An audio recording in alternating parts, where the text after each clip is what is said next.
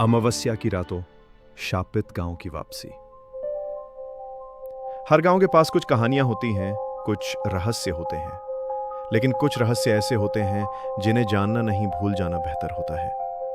ये कहानी है नीलकुंठ गांव की, एक ऐसे गांव की जो नक्शों से मिटा दिया गया था। पर फिर एक रात वो गांव वापस आया। अनिकेत, एक फोटोग्राफर और रूरल फोकलोर पर रिसर्च करने वाला युवक, पूर्वांचल के एक इलाके में आया। उसे एक पुराना संदर्भ मिला। नीलकुंठ नाम का गांव जो पिछले 50 सालों से किसी रिकॉर्ड में नहीं है। आखिरी दस्तावेज 1974 का है, जहां लिखा था गांव शापित है, अमावस्या को यहां ना रुके। अनिकेत की जिज्ञासा बढ़ी। उसने तय किया कि वो उस जगह खुद जाकर देखेगा। गूगल मैप्स पर कोई लोकेशन नहीं, लेकिन उसे एक बूढ़ा स्थानीय पंडित मिलता है जो कहता है जो भी नीलकुंठ गया वापस नहीं आया। उस रात गांव अपनी मौत खुद चुनता है। रात होते ही अनिकेत एक जीप लेकर जंगल के रास्ते से गांव की ओर निकलता है। रास्ता टेढ़ा मेढ़ा और खामोश। हवा भारी हो जाती है। मोबाइल नेटवर्क चला जाता है। जीप अचानक बंद हो जाती है। कुछ दूर पैदल चलते हुए एक टूटा हुआ बोर्ड मिलता है, नीलकुंठ पुनः प्रवेश वर्जित।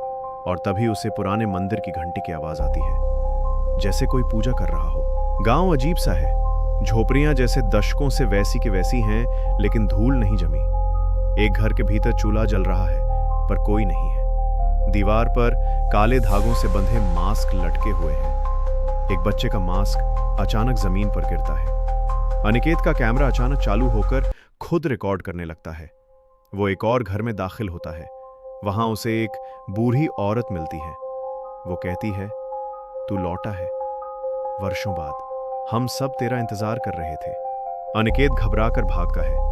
पुराने गांव के मंदिर के पास एक पथरीला मैदान है। वहां वो दो साए देखता है, एक बुजुर्ग और एक बच्चा। दोनों कोई संस्कार दोहरा रहे हैं। पीछे से फिर वही औरत फुसफुसाती है, तू नहीं समझा क्या? इस गांव की आत्मा तू ही तो है, तुझसे ही सब बंधे हैं। और तभी घंटियों के बीच पूरा गांव चिल्लाना शुरू कर देता है। सारी आत्माएं जाग उठती हैं।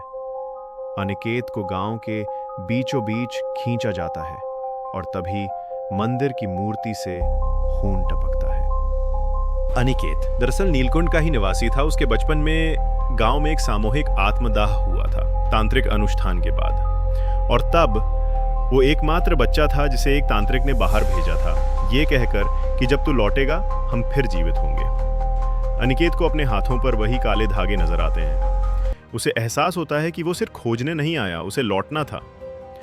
गांव की आत्माएं उसे घेर लेती हैं। वो एक पेड़ की जड़ों में बांधा जाता है और एक बालक उसका रक्त ग्रहण करता है।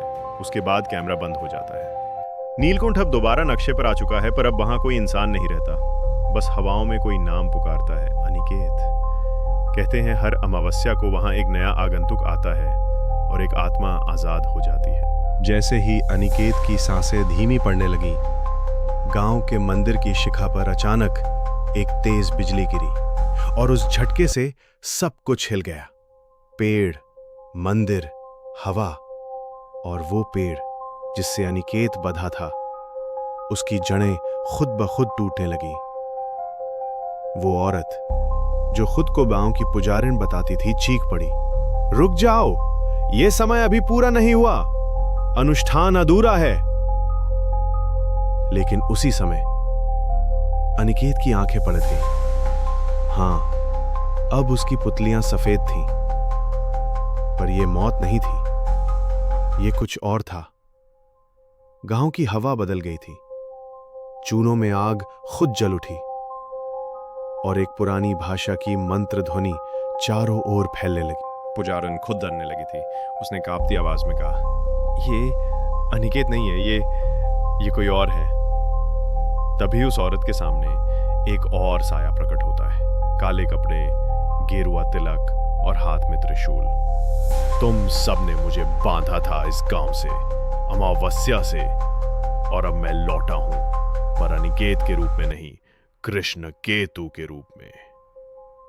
गांव की आत्माएं चुप हो गई, कुछ पीछे हटने लगी। अनिकेत, या अब जो वो बन गया था, उसकी आवाज भारी और गूंजती थी, अब ये गांव फिर कभी नहीं जगेगा, क्योंकि आज अंतिम बलि दी जाएगी, पर वो बलि तुम सबकी होगी।